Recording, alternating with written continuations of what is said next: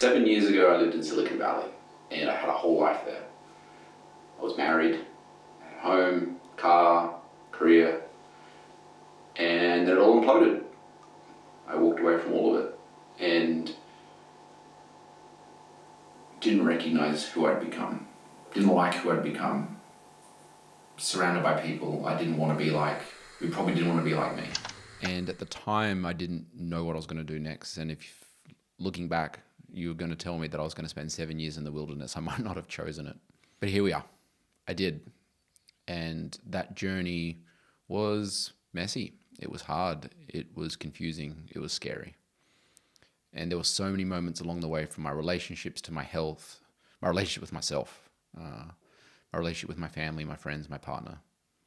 And at the time, it didn't occur to me just how much I'd built a life around a story and an identity and a character that I was trying to be in the world, all in the belief that if I were just able to play that character really, really well and convince everyone, including myself, that I would be liked and I'd be wanted, I'd be successful, I'd be happy, I'd finally make it wherever it was.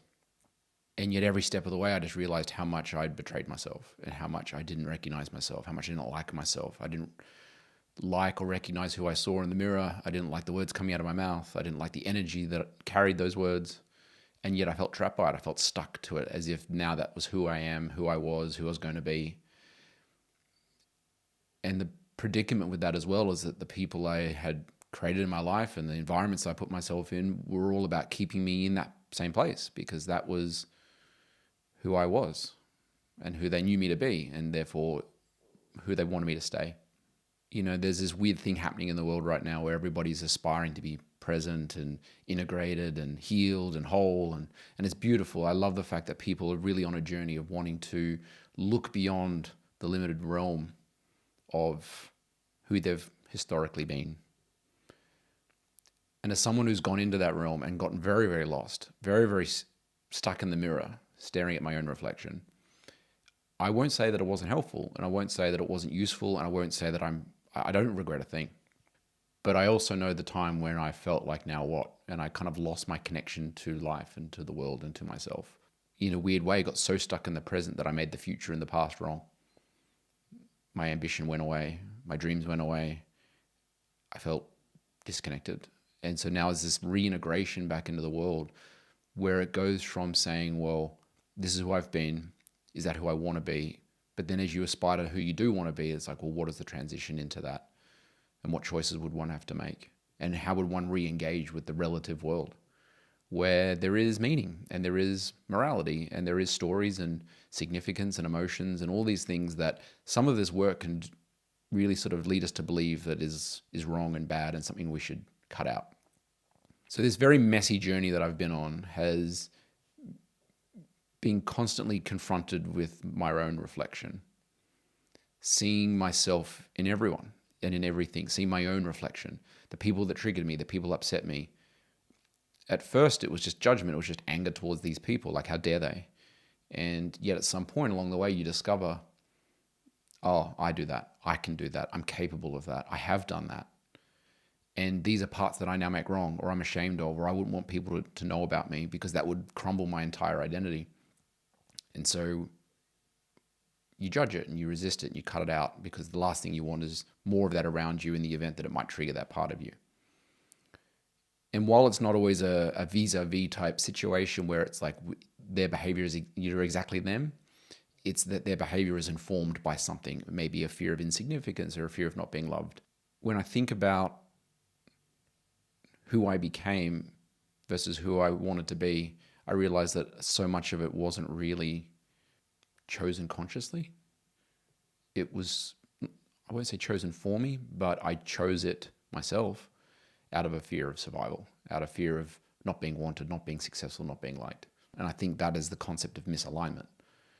You know, when you think about your own life and the things you pick up along the way that you integrate as part of who you are and you adopt as who you are, even though some of these things can actually be conflicting and competing, and then you get torn and tormented in the suffering of that conflict.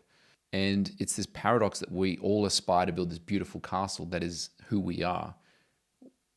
but unwittingly also create a cage for ourselves that we can no longer move and grow and change and play from. And so a huge part of giving up these huge, very important parts of who we think we are and who we need to be to protect this sacred identity, that's the most confronting thing of all. It's realizing that no one else can do this for you. There's no real amount of money you can throw at people to create a lifetime of meaningful and shared experiences where you both grow and you learn about yourselves and each other. You just can't buy that later in life. I mean, you can buy the illusion of a six-pack or a fit body by getting surgery done or going on crash diets, but it can't replace a positive relationship that you have with your own body. These things are just hard fought for and they're worked for over time. And so I think a huge part of why it took me 7 years wasn't because it had to take 7 years. It's just because of the amount of resistance I had to giving things up. It took me 7 years to look in the mirror. It took me 7 years to stay looking in the mirror, even when who I saw wasn't who I expected to see, wanted to see, liked to see. And more importantly, not shy away, not change the angle of the mirror, not try to change the lighting to make myself more flattering so that I didn't have to confront that very uncomfortable version of me. In my own journey and the people that I've helped and the people that I continue to work with and people in my life who have been ready to have these conversations with me, I genuinely view self-deception as a form of self-harm. It's harmed me. I hurt myself. I invested years, money, time, energy, effort, becoming someone I didn't want to be, all in the hope that they might like me more. And the joke is, all these years later, they're not around. Those people, many of those people are not in my life. I don't have those career paths. I don't have those opportunities. But moving forward now, I might choose more consciously about where I choose to spend my time and my energy and my resources, and make sure that those things that I choose are aligned with who I actually want to be, and not out of some fear that if I don't do these things, then I'm going to get punished or discarded or rejected. And so I think a huge part of when people want to go out in life and play big games and they want to really help people, they want to change the world, they want to do big things, I think it's a beautiful, loving intent to want to be of service and to share and to help other people. But as someone who also shared that same feeling and that same vision, I'd learned death by a million paper cuts so many times over and over and over again that I could only meet people at the same level that I could meet myself. And the reality is most people in the world self-deceive. And again, it's not a bad thing. Self-deception is sometimes useful. It's sometimes helpful. It helps us survive or cope or move through very difficult things. But like anything, when do we use self-deception and when do we abuse it? And I think one of the challenges that I had is, how was I going to enter the world of another person and have them confront their own self-deceptions when I was still well and truly deceiving myself? So as someone who is genuinely, lovingly attempted to want to help people, influence people, support people, coach people through changes that I see as possible for them, that would change their life, that even they might agree with, and yet fallen terribly short, like failed dismally, wanting to contribute, them wanting me to contribute, and then somehow now we're enemies. And I'm like, what happened? What went wrong? And realizing at some point, my help and my support, my leadership, my contribution moved from being about them and it became about me. And that's something that I really got present to in this journey. So I would say that the last 7 years, it's been a journey of radical self-acceptance, radical self-love, self-trust, not from a point of view of self-care and positive affirmations and using a bunch of therapy speak to try to make myself feel better. Don't worry, I went through that chapter as well. But to truly emerge out the other side from a place of, can you just be with things? Can you be with yourself? When you are so triggered by seeing yourself reflected back to you, can you actually stop and appreciate it? Thank the gift of the trigger. Can you appreciate this other person showing you a version of you that maybe you have some discomfort with? Can you actually relate to that person as a practice partner rather than as an enemy or as an example of what not to be? This last 7 years has been a kind of a weird rebirth as I re-emerge into the world, still a little unsure of what contribution looks like and being contributed to. It's a move away from trying to always control the outcome, because, hey, who doesn't like to try to steer and control things? It gives you a sense of power. Hopefully it improves your chances of success. And yet it's one of those paradoxical things that the more you try to control things, the more they control you. And so even as I've attempted multiple times and failed over the years to reestablish myself in the world, I thought maybe the best place to start was to just admit my own self-deception and to not make it wrong, to not be ashamed of it, to not shame other people for theirs, but to just see where it doesn't work, or it stops working, and maybe even start competing with the things that we actually really want in life. And so that's my mission now. It's just to interrupt people's self-deception so that they can actually get closer to who they really wanted to be all along, and step away from the version of who they've become, maybe just to survive life, to survive each other, to even survive themselves. It's hard. You're going to fail. You're going to cry. It's going to hurt. It's going to be really uncomfortable. But that's what makes it worth it. In a world of certainty and comfort and guarantees and assurances and safe spaces, this is not it. But what you develop about yourself is true self-confidence, true self-esteem, not stuff that comes from outside of you, the stuff that comes from other people's validation or praise or applause. It comes from you. You choose you. You wake up and go do the things you want to do for you, not for other people's gaze, not for other people's approval or a pat on the back. And paradoxically, this isn't about being selfish.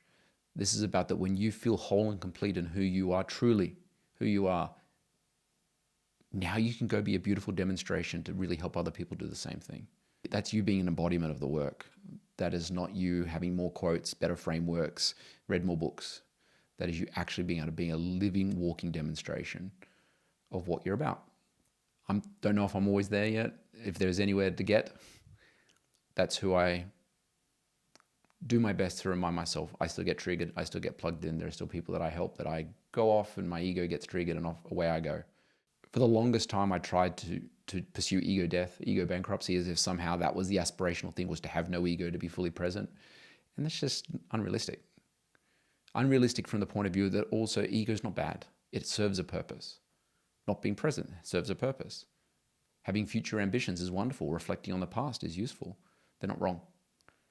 For me, it's about the choice, that I get to choose the gear that I want to operate out of, that I get to choose the context at any given moment, under any circumstance, under any pressure, no matter what. As I'm sailing on the proverbial seas of life, I can expand time. I can take a minute. I can not panic. I can evaluate. I can communicate calmly. I can read the situation. I can make choices. And then if those choices don't work, I can make new ones, as opposed to just reacting, panicking, shutting down. And so I think a huge part of this work has been about creating that space for myself, allowing myself to take on bigger risks, take on bigger challenges, to be more comfortable in the uncertainty and the discomfort that life brings, to then walk that path with others who also can do the same. I can't tell you to stop deceiving yourself. I can't tell you to stop lying, pretending, avoiding, hiding, reframing, denying, whatever. And it's not up to me to do that. The place I stand in is an opportunity to face yourself and tell the truth with love. And if you're ready for that, then I'm here for you. So as I create this video and more videos like it to help people navigate their own journey, their own path, their own self-deception, maybe it's this one, maybe it's another one, maybe it won't be any of them, that's okay. But you get to choose when you want to be interrupted. You get to choose when you're ready to start facing yourself in the mirror. And will it be today? Will it be right now? Will it be tomorrow? Next week? Next year? Never. Well, I'm going to leave that choice with you.